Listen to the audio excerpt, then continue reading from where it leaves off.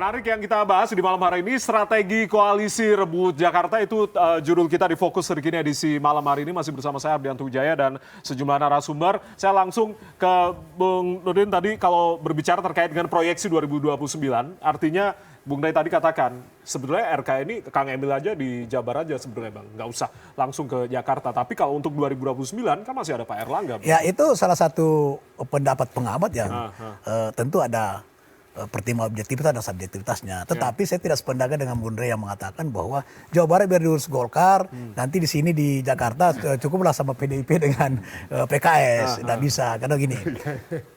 Kita Koalisi Indonesia Maju itu sudah sangat solid mendukung Pak Prabowo, Pak Jokowi dengan Pak Prabowo untuk menuju Indonesia Emas. Salah satu persyaratnya adalah harus ada sinergitas, harus ada komunikasi yang baik, ya, harus ada kepatutan dalam proses berbangsa bernegara dari pusat sampai ke daerah. Nah tentu Pak Prabowo yang akan datang dalam menjalankan visi misinya itu sangat butuh koordinasi yang mantap dengan pemerintah provinsi dan pemerintah daerah. Jadi solidnya sampai pilkada ya? Itu punya kepentingan dalam hal pilkada ini. Nah, berarti kalau di Jakarta misalnya, andaikan bukan RK, tentu kita akan cari figur di Golkar ini banyak figur, di Gerindra banyak figur, di PAN juga banyak figur. Tapi saingannya Mas Anies loh, lumayan gak berat apa-apa, begitu. Gak apa-apa, karena tentu ada faktor-faktor yang bisa juga kita nanti di mana celah-celah bisa kita memenangkan. Nah, survei tidak selamanya menjadi satu-satunya prasyarat untuk memenangkan.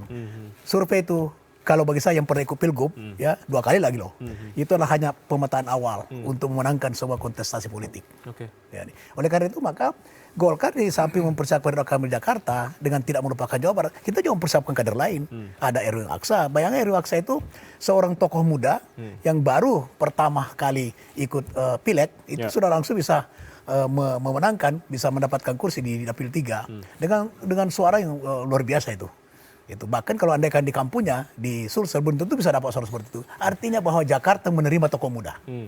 Nah, belum lagi Mas Saki yang mantan bupati, mantan wali kota, sekarang juga ketua Golkar. Nah, jaringan Golkar, instrumen Golkar di Jakarta sekarang sangat solid. Buktinya kursi bisa naik itu, baik DPR provinsi maupun DPR RI. Oke, baik. Jadi jangan ada kekhawatiran. Insya Allah Kim akan bertarung di DKJ. Kim akan bertarung di DKJ. Tanggapannya Bapak Budi. Jadi begini Bang Jaya ya, PKS ya di tahun ini ingin punya peran besar di Jakarta. Ya, pertama dia pemenang pileg ya. Yang kedua ya memang sudah sewajarnya pemenang pileg itu ya ada kadernya yang memimpin Jakarta gitu. Jadi perbincangan kita ya obrolan-obrolan di luar ya Jakarta dan Jawa Barat ya itu nanti akan ada kader PKS ya tadi sudah saya katakan RK udah mulai lirik-lirik buat di Jawa Barat untuk Jawa Barat untuk Jawa Barat. Siapa kalau bisa disebutkan Bang? Saya belum sebut namanya tetapi dia mau kader PKS Cawagup ya untuk PKS untuk Cawagupnya. Ini kan menarik ya. Informasi ini menarik nih. Ya. Kenapa RK kok lirik-lirik PKS di Jawa Barat? Kok nggak sesibuknya itu ya di Jakarta? Karena begini, Bang Ray ya, RK itu tahu benar mesin politik PKS di Jawa Barat itu kan biasa sama seperti di Jakarta poin ya. saya itu kenapa ia sibuk di Jawa Barat lirik-lirik PKS?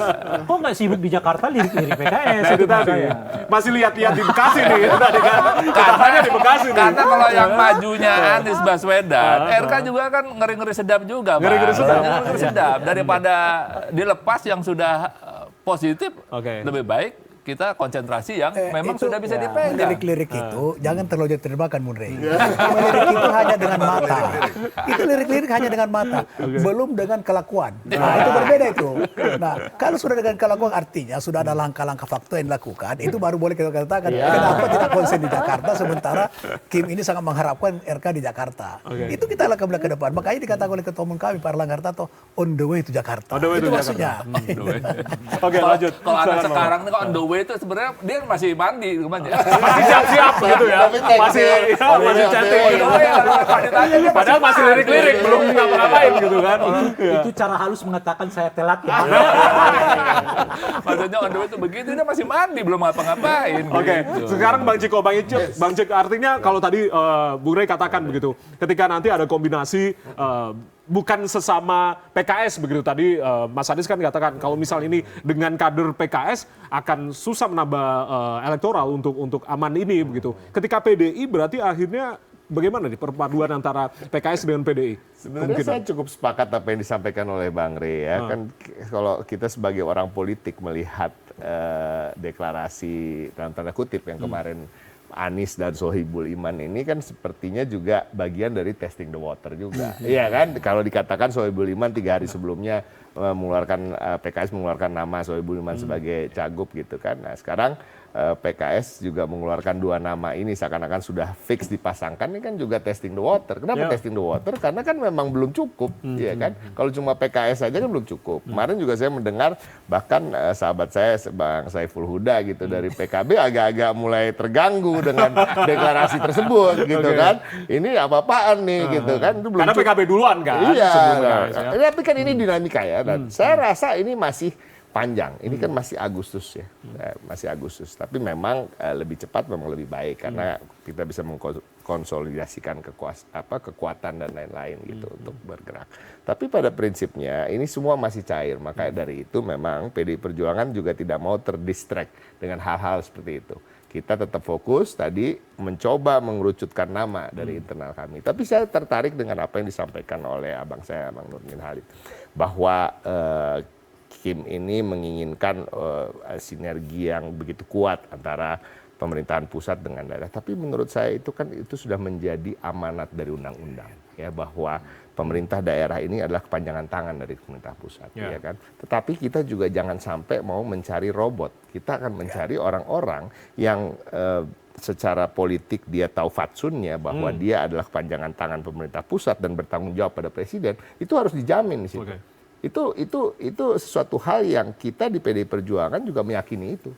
Tetapi kita harus juga mencari orang-orang yang bisa berinovasi tanpa harus keluar dari jalur apa yang ditentukan oleh pemerintah pusat, ya kan? Kita kasih contoh seperti Basuki Cahayapurnama misalnya ya, kepemimpinan Ahok itu kan bisa dibilang adalah pimpinan yang begitu dekat dengan Presiden Jokowi pada saat itu. Tetapi ada hal-hal yang dia lakukan yang cukup inovatif seperti apa menggunakan CSR untuk fasilitas-fasilitas publik ya kan untuk membangun rusun, mengisi rusun dan lain-lain. Ini hal-hal seperti itu dibutuhkan juga. Jadi artinya tidak harus juga merasa bahwa kalau nanti gubernur atau wakil gubernurnya bukan dari Kim misalnya, lalu kemudian akan keluar dari jalur apa yang sudah ditentukan oleh pemerintah pusat. Kalau itu yang terjadi menurut saya artinya presidennya kurang wibawa, ya kan, sehingga anak buahnya agak-agak melenceng, berani-berani melenceng, ya kan. Kalau saya meyakini kok Pak Prabowo ini kalau soal kewibawaan udah cukup, ya kan, nggak ada kurangnya. Tetapi ya kita harus betul-betul mencari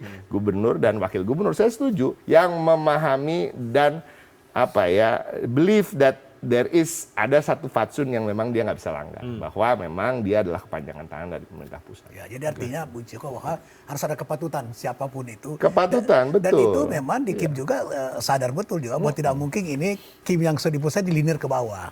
Karena kondisi daerah berbeda, karakteristik berbeda, tokoh juga bisa saja ada kehendak daripada Kim tapi tokohnya nggak ada. Atau memang tidak kompetitif. Nah, itu juga Kim pertimbangkan. Dan pada akhirnya mendukung tokoh dari PDI Perjuangan. Bisa. Kemungkinan bisa gitu. Itu sangat dinamis, sangat cair. Tergantung kondisi daerah. Ya, Mas Adi komentar apa yang tadi sudah diungkapkan Bang Ciko sama Bang Nurdin terkait dengan Kim yang solid nih rasa-rasanya sampai ke pilkada?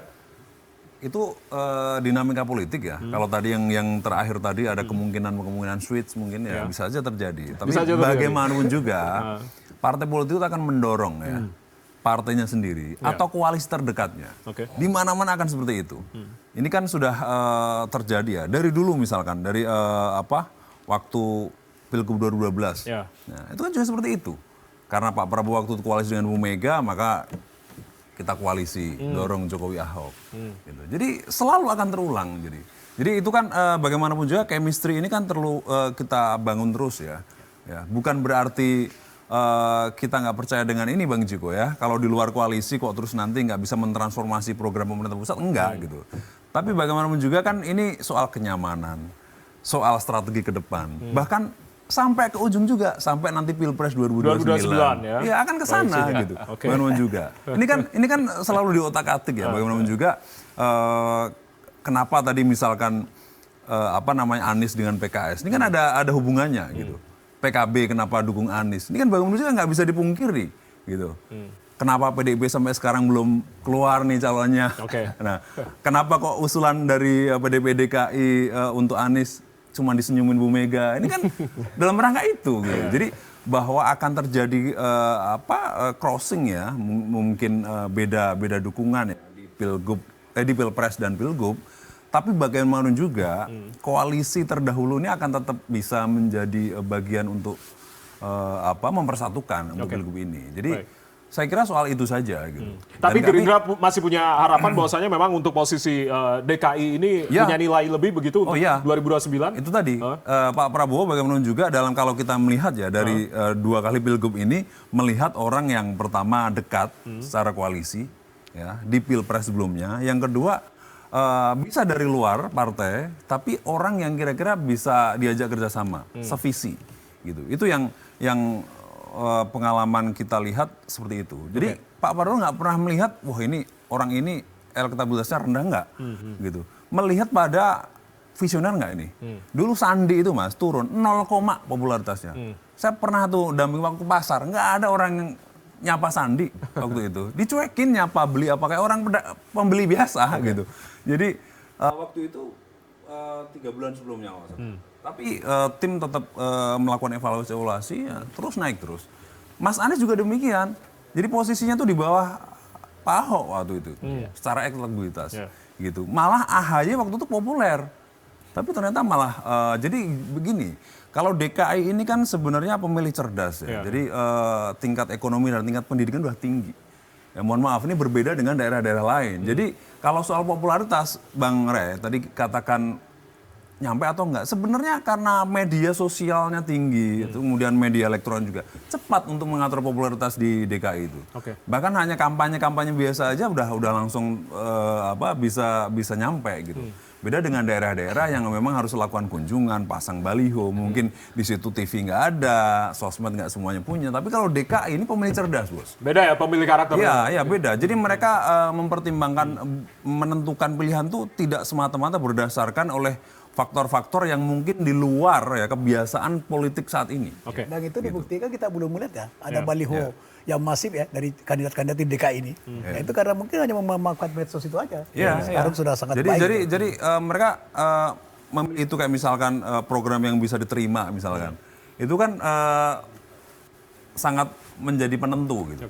Dan pemenang pilek juga selalu berbeda-beda tiap periode.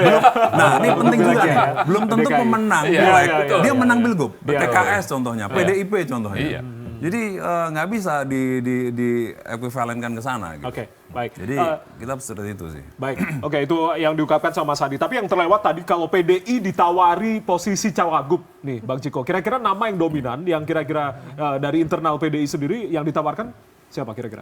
Ya tapi kan gini, pada prinsipnya tadi kita harus mengerucutkan nama. Salah satu variabel yang gimana caranya mengerucutkan nama selain survei, ya kan? Juga kita harus berpikir nama yang kita munculkan, walaupun dia elektabilitasnya tinggi misalnya, apakah dia bisa diterima oleh partai politik lain? Kan sosok ini kan ketika kita mengawinkan partai politik dengan partai politik kan partai politik dikawinkan dengan partai politik karena untuk memenuhi unsur 20% suara tadi kan itu. Tapi kan tentu nama-nama tokohnya juga harus dipikirkan yang bisa diterima oleh partai politik lain. Iya kan itu loh. Jadi sebenarnya ini pertanyaan yang cukup tricky ya sampai hari ini kita belum bisa menentukan. Iya kan? Harus kalau kita bicara dulu, based on electability alone ya Ahok paling tinggi. Gitu. Tapi kan nggak mungkin. Sudah pernah gubernur gitu. Terus ada juga, tapi kalau based on kemampuan misalnya, ada Bu Risma juga yang cukup mampu kita anggap karena pernah menjadi kepala daerah, pernah jadi menteri, ya kan. Risma katanya di Jatim nih, Bang Ciko. Ini juga belum fix. Belum fix juga. Belum ada di PD ini masih cair sekali, masih betul-betul kita masih mengotak-ngotik simulasi. Jadi surveinya juga pakai simulasi. Kalau si A ditaruh di Jakarta atau di daerah lain mungkin sama persis dengan apa yang dilakukan terhadap Ridwan Kamil hari ini oleh Golkar. Bung Rey, jawaban Anda terkait dengan apa yang tadi sudah kita bicarakan? Ya namanya juga kita mengamati kan kita pakai berbagai indikator dong ya kan. Kalau pakai nujum-nujuman sih jangan-jangan bukan Anies calon gubernur Iya kan? Jangan-jangan ada nama lain yang kita nggak tahu. Malah tahu Ciko yang akan maju. Nah, Itu namanya pakai nujum-nujuman ya kan. Nggak based on apa yang kita sebut sebagai data, apa macam-macam indikator dan sebagainya. Nah, oleh karena itu kalau berbicara dengan indikator itu yang lazim kita pakai adalah kalau Anda mau jadi menang, ya Anda harus populer. Itu hukum alamnya dulu kan. Iya kan? Nah, cara mempopulerkannya apa ya? Jauh-jauh hari, jangan dekat dengan hari. Itu kira-kira tuh. Tapi kan pengalaman bla-bla, iya banyak sekali pengalaman. Tapi kan kalau Anda lihat pengalaman di seluruh dunia, ya populer dulu Anda, baru Anda terpilih gitu loh. Itu pengalaman yang umum. Gitu. Nah tentu ya, kasus-kasus yang disebutkan tadi di Jakarta itu kan harus dilihat variabel yang lain. Misalnya pilkada di Jakarta itu politik identitas sangat kuat mencuat. Jadi orang nggak memikirkan soal background, soal track record, soal siapa dia, ada nggak hubungannya secara emosional dengan saya. Karena politik identitasnya sangat kuat. Nah begitu politik identitas kuat, orang nggak lihat prestasi itu apa. Tapi you bukan bagian dari saya secara identitas itu tadi. Nah itu variabel penting untuk dilihat. Nah persoalannya, apa model yang kayak begitu juga dipakai di pilkada 2024 ini? Kan kita akan mengatakan tidak gitu loh Pak. Jadi itu asumsinya gitu. Nah oleh karena itulah menurut saya, kita kembali ke hukum alamnya ini. Hukum alamnya itu ada apa tadi? Kalau you menang, ya you perkenalkan dari sekarang. Itulah yang dipakai oleh PKS kan. Kalau saya mau menang, saya katakan Anies sebagai calon. Kemudian PKB juga mengatakan hal yang sama dan seterusnya. Pada calon gubernur yang elektabilitasnya paling tinggi. Didukung oleh partai politik dengan tingkat kemenangan yang paling tinggi. Sementara kemenangan kedua bukan juga mendukung calon yang akan didukung oleh Kim kan. Artinya ini 2 kali, 3 kali lebih berat dari yang dibayangkan. Gitu loh kira-kira. Nah oleh karena itu menurut saya sebetulnya Kim itu udah pada sampai kesimpulan ini orangnya. seharusnya. Seharusnya. Jangan nunggu sampai akhir Juli begitu. Waduh, saya juga jadi bingung. Orangnya sudah nggak begitu dikenal ya kan. Partai relatif partai-partai pendukungnya di atas 5. Itu kan kemenangan kelima semua. Golkar di 5. Paling cuma Gerindra nomor 1, nomor 3 kan. Nomor 3. Gitu loh. Jadi secara partai umumnya adalah partai-partai yang pendukung nih Kim ini adalah pemenang di Jakarta itu yang 5 ke atas gitu ya, 5 ke bawah gitu ya. Sementara yang dilawan itu adalah partai-partai pendukung yang menang di Jakarta dengan tingkat popularitas calonnya yang begitu populer. Kan akal aja itu maksud saya. Ya kalau pakai nujum-nujuman, oh bisa semua, iya namanya juga bisa semua. Iya gitu loh maksud saya. Jangan-jangan bisanya itu Golkar tiba-tiba mengatakan kami nggak punya calon ya kan? Bisa juga gitu loh. Gerindra mengatakan 3 calon di Jakarta nggak perlu lagi pilkada, kita serahkan lagi ke PKS. Bisa juga namanya juga pakai nujum-nujum. Kalau misal kuda hitam, Bung Rey, karena kan beberapa waktu lalu ada putusan MA ya yang memperbolehkan Kaisang Pangarep. Kita belum masuk ke variabel itu. Masuknya ya kan? usai jeda. Jadi kita akan jeda terlebih dahulu. Tetap bersama kami di Fokus Terkini TVRI. Kami kembali saat lagi.